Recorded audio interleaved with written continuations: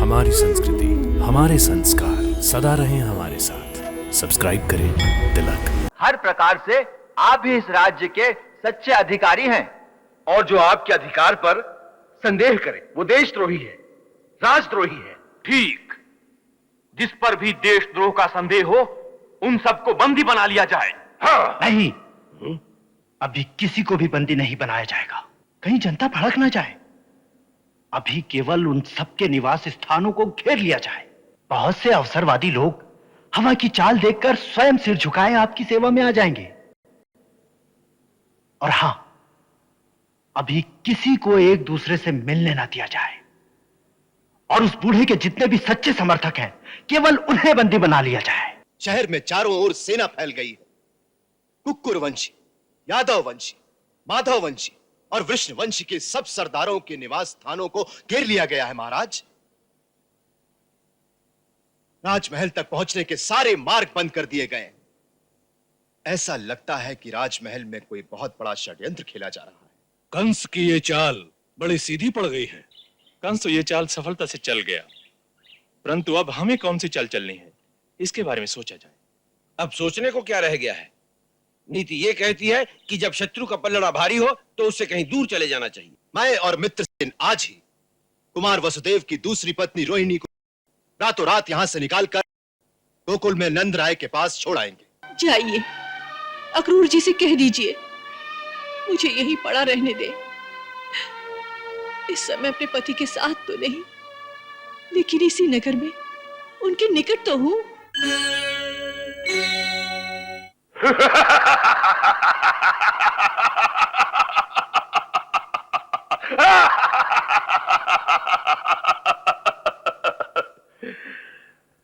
किसान से कहा कि इसे बंदी बना लो।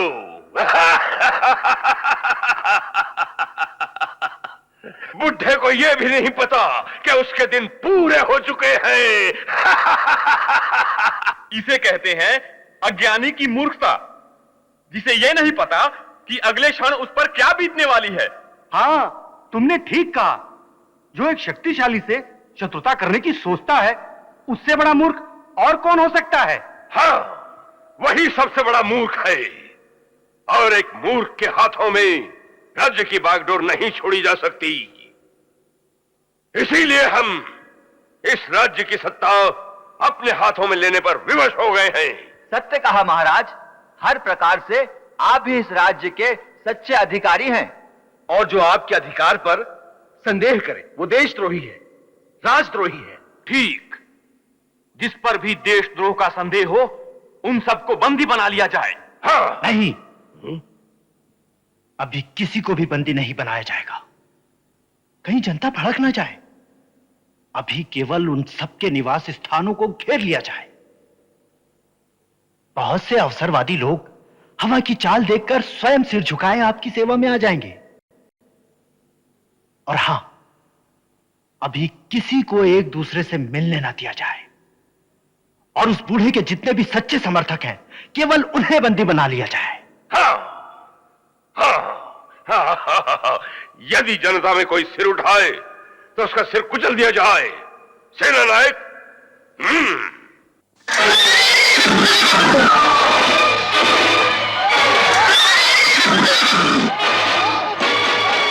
घेर लो मकानों को चारों ओर से।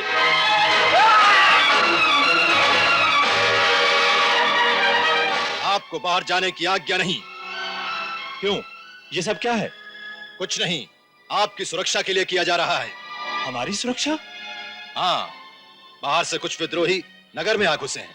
विप्लव की आशंका है, इसलिए महाराज ने आज्ञा दी है कि आप जैसे प्रमुख नागरिकों की सुरक्षा के लिए हमें आपके निवास स्थान पर पहरा देना है। इसलिए निश्चिंत होकर आप अंदर बैठे, हम हर प्रकार से आपकी रक्षा करेंगे। जाइए अंदर, जाइए।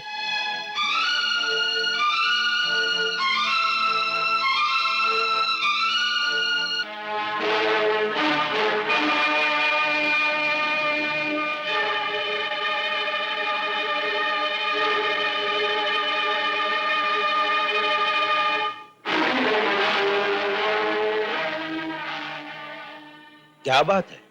महाराज ने तुम्हें बंदी बनाने की आज्ञा दी है। बंदी? हाँ। परंतु हम तो महाराज के राजपुरोहित हैं। राजपुरोहित थे, अब मगध से नए राजपुरोहित आ रहे हैं। ले चलो इसे।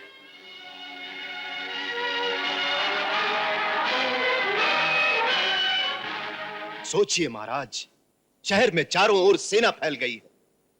कुक्कुर वंशी, यादव वंशी, माधव वंशी और वृष्ण वंशी के सब सरदारों के निवास स्थानों को घेर लिया गया है महाराज। राजमहल तक पहुंचने के सारे मार्ग बंद कर दिए गए हैं। ऐसा लगता है कि राजमहल में कोई बहुत बड़ा षड्यंत्र खेला जा रहा है। इसलिए उचित यही होगा कि आप समय रहते यहां से निकल जाइए। हम सब मथुरा में हैं। वातावरण साफ होते ही हम आपको सूचना देंगे। तब तक हमें आपकी सुरक्षा की चिंता है महाराज।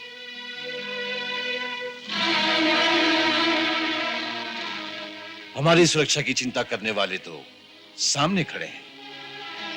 महाराज, सैनिकों की एक टुकड़ी हमारे महल को चारों ओर से घेर रही है।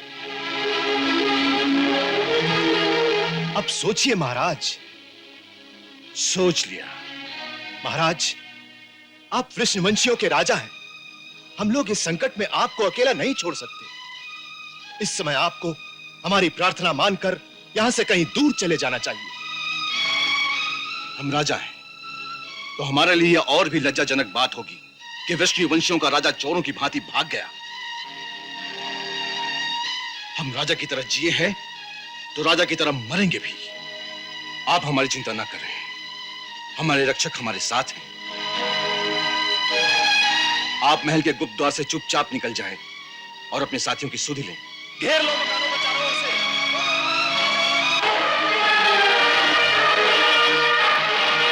महाराज। अक्रूर जी, आप समय व्यर्थ मत गंवाएं। आइए, मैं आपको गुप्त मार्ग दिखाता हूं। आइए।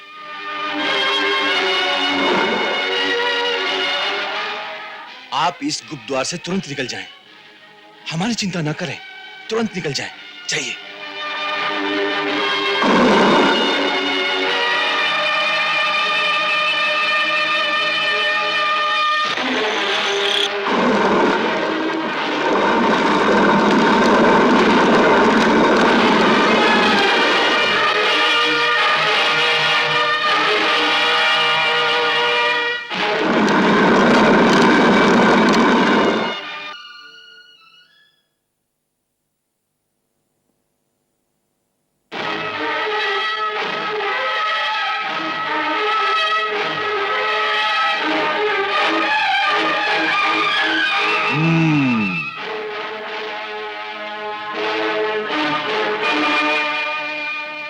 ये सब क्या है? इसे बंदी बना लो। बंदी बना लो? किस से? महाराज की आज्ञा से। महाराज की आज्ञा से? किस अपराध में? तुम्हारा अपराध है देशद्रोह। तुम जानते नहीं हम कौन हैं? जानता हूं, तुम मथुरा के प्रधानमंत्री थे। थे? हाँ, परंतु तुम ये नहीं जानते कि अब मथुरा के प्रधानमंत्री हम हैं। प्रधानमंत्री? हैं? ले जाओ इसे। प्रधानमंत्री पकड़े गए। राजपुरोहित जी को बंदी बना लिया गया है और हमारे गुप्तचर के अनुसार महाराज उग्रसेन अभी भी राजमहल में ही है। कंस ने उन्हें बंदी बनाकर किसी गुप्त स्थान पर रख दिया है। वो गुप्त स्थान कहां है इसका पता नहीं चला। तो इसीलिए कंस ने सारे नगर में नाकाबंदी कर रखी है, जिससे ना लोग आपस में मिल सके, ना ये सूचना नगर में फैले। कंस की ये चाल बड़ी सीधी पड़ गई है। कंस तो ये चाल सफलता से चल गया, परंतु अब हमें कौन सी चाल चलनी है, इसके बारे में सोचा जाए। अब सोचने को क्या रह गया है? नीति ये कहती है कि जब शत्रु का पलड़ा भारी हो तो उससे कहीं दूर चले जाना चाहिए।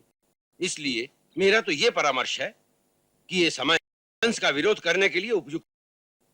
इससे पहले कि वो यादव सरदारों को एक एक करके बंदी बना ले, हम सबको यहां से निकलकर इधर उधर चले जाना चाहिए। हाँ, एक बात तुरंत चाहिए, जितनी जल्दी हो सके स्त्री और बच्चों को नगर से बाहर अपने अपने प्रांतों में भेज दो, क्योंकि मगध के सैनिकों का कोई भरोसा नहीं। मैं और मित्रसेन आज ही कुमार वसुदेव की दूसरी पत्नी रोहिणी को रातों रात यहां से निकालकर गोकुल में नंद राय के पास छोड़ आएंगे। कुमार वसुदेव और नंद राय जी एक ही दादा की संतान है, इसलिए देवी रोहिणी वहां सुरक्षा से और सुख से भी रहेंगी। परंतु मैं इस समय अपने पति को यहाँ कारागार में छोड़कर मथुरा से कैसे निकल सकती हूँ? जाइए, अक्रूर जी से कह दीजिए मुझे यहीं पड़ा रहने दे। इस समय अपने पति के साथ तो नहीं, लेकिन इसी नगर में उनके निकट तो हूँ। देवी रोहिणी, आपके भाव बड़े उच्च और सराहनीय हैं, परंतु ये मत भूलिए कि आप इस समय हम वृष्णवंशुओं की रानी हैं। महाराज नजरबंद है, देवी देव की वसुदेव जी के साथ कारागार में है। इस संकट के समय आज आप ही आशा का ऐसा दीपक है जिसकी ओर देखकर समस्त यादवों की हिम्मत बंधी रहेगी। यादव जाति का मार्गदर्शन करने के लिए आपकी परम आवश्यकता है। संभव है ऐसा समय भी आ सकता है कि आपको यादव सेना का नेतृत्व करना पड़े। इसलिए इससे पहले कि कंस आपको भी बंदी बना ले, आपको यहां से निकल जाना चाहिए। कब चलना होगा? आज रात को। कैसे? उसकी योजना बन चुकी है। हम दासियों के रूप में यमुना घाट पर जल भरने जाएंगे।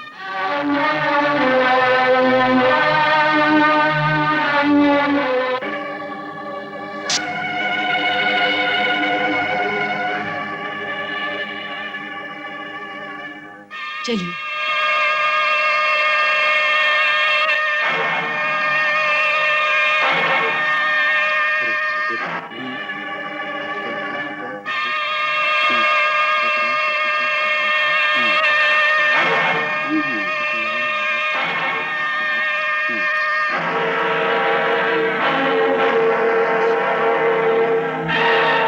आगे जाके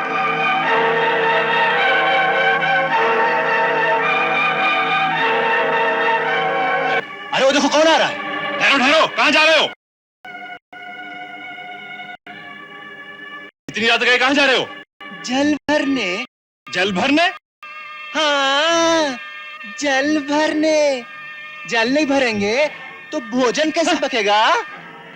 जाओ जाओ। चल रही।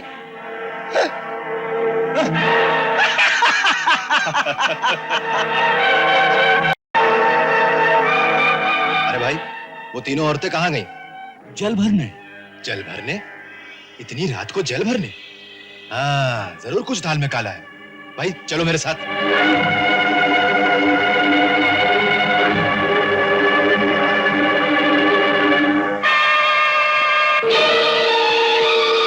वहां जाके देखते।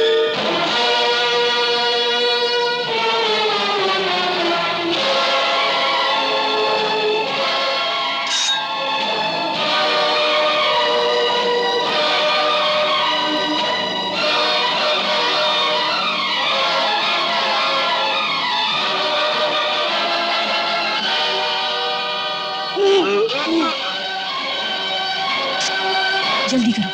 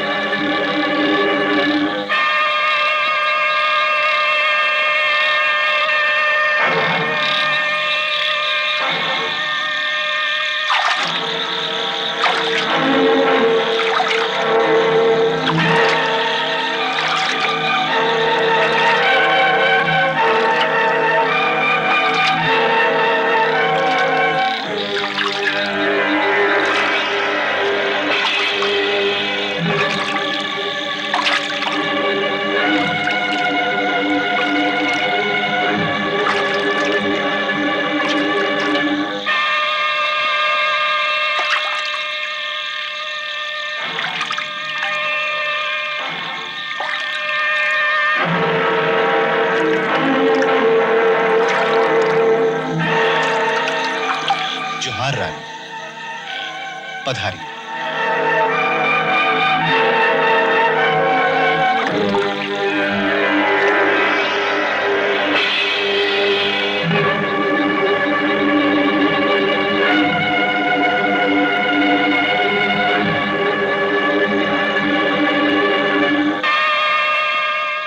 आप लोग नाव लेकर नदी में साथ साथ गोकुल तक आओ। चारों ओर नजर रखना, देखना कोई पीछा तो नहीं कर रहा। जी।